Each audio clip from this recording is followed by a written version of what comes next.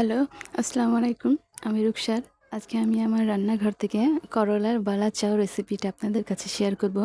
সেহরির সময় আমি শুধু বালা চাও দিয়েই ১ প্লেট গরম ভাত শেষ করে ফেলি। সবচেয়ে সুন্দর সেহরিতে খাওয়ার জন্য এই রেসিপিটাই আমার এবার পছন্দ হয়েছে। তো আমি বালা চাও কীভাবে বানালাম তা এখন শুরু করা যাক। বড়, বড় সাইজের করলা নিয়ে নিয়েছি। এই বড় করলাটা আবার তিতা থাকে না। এটাকে আমি ধুয়ে ছোট, ছোট করে গোল, গোল টুকরা করে নিচ্ছি। দেখতে খুবই সুন্দর লাগতেছে। এটাকে আমি এখন একটা কড়াইতে নিয়ে নিব। এটাতে আমি কড়াইতে নিয়ে নিয়েছি করলার, এখানে আমি 1 চামচ লবণ দিয়ে দিলাম আর 1 চামচ হলুদ দিয়ে দিলাম। এটা দিয়ে আমি এখন এটাকে মিশিয়ে রাখবো 20 মিনিট। এটা থেকে পানি বের করতে হবে, পানি ঝরে যাবে এতক্ষণে। আর লবণ আর হলুদটা এর মধ্যে মাখানো হয়ে গেছে। এখন আমি কড়াইতে তেল দিয়ে দিয়েছি। এখানে আমি 2টো রসুন টুকরো করে রেখেছি। দেখতে কি সুন্দর লাগছে। এটা বড় সাইজের রসুন ছিল। তেল গরম হয়ে গিয়েছে। এখন তেলে রসুনটা দিয়ে রসুনটাকে আমি নাড়াচাড়া করে খুব সুন্দর করে ভেজে নেব। রসুনটা একটু বাদামি করে আমি ভেজে নেব। রসুনটা আমার ভাজা হয়ে গিয়েছে। এখন আমি ছাঁকনিতে নিয়ে তেলটা ঝরিয়ে নেব। রসুনটা খুবই মুচমুচে হয়েছে।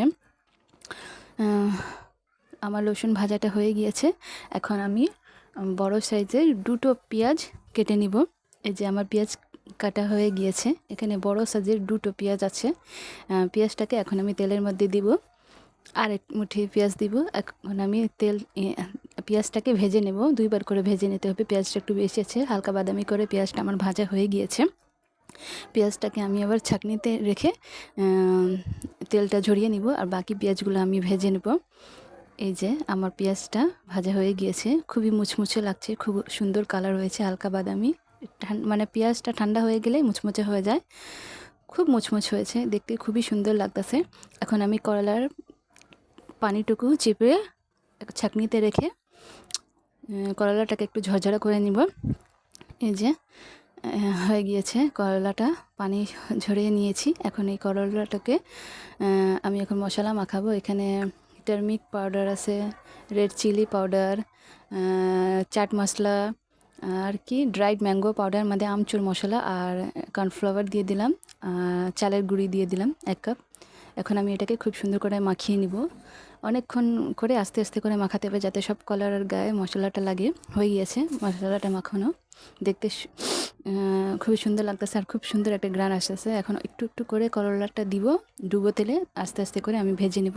সবগুলো করলা হালকা বাদামি করে আমি ভেজে নিব। আর করলাটা আমার ভাজা হয়ে গিয়েছে। এখন আমি ছাঁকনিতে নিয়ে তেলটা ঝরিয়ে নিব। হয়ে গেল আমার করলা ভাজা। এখন আমি গরম কড়াইতে শুকনো লবণ নিলাম, এটাকে ভাজবো। আর চিলি ফ্লেক্স নেব, 1 চা চামচ চিলি ফ্লেক্স দিলাম, আবার 1 চা চামচ দিলাম, মানে 2 চা চামচ চিলি ফ্লেক্স। আর লবণটাকে গরম করে এখন আমি সবটাতে মাখিয়ে নেব। আগে করলা দিয়ে দিলাম, পেঁয়াজ বেরেস্তা দিয়ে দিলাম আর রসুন বেরেস্তা দিয়ে দিলাম। এখন লবণ আর চিলি ফ্লেক্সকে খুব সুন্দর করে এটাতে মাখিয়ে নিব। খুব সুন্দর করে মাখিয়ে নিব।